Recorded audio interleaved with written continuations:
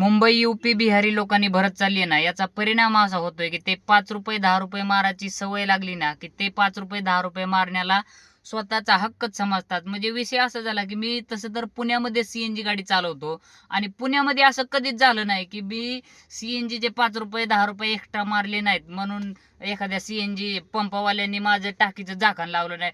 शक्यतो सीएनजी पंपवाले सगळेच झाकण लावून देतात.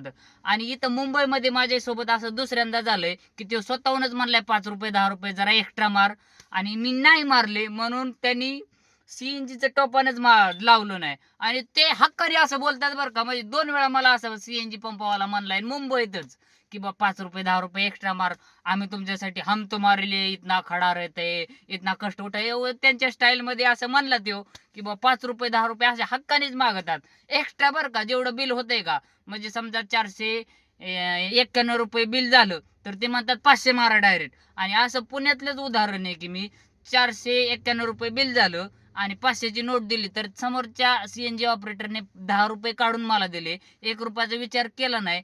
हा फरक असतो मराठी माणसामध्ये आणि यूपी बिहारी माणसामध्ये. मराठी माणूस संपत चाललाय मुंबईतून हे उदाहरणावरून स्पष्ट दिसून येतं का. तर मुंबईमध्ये किंवा सगळ्या जवळजवळ सगळ्या महाराष्ट्रामध्ये सीएनजी भरला म्या, पण मुंबईतच 2 वेळा मला असं आढळून आलं की असा फरक होतो.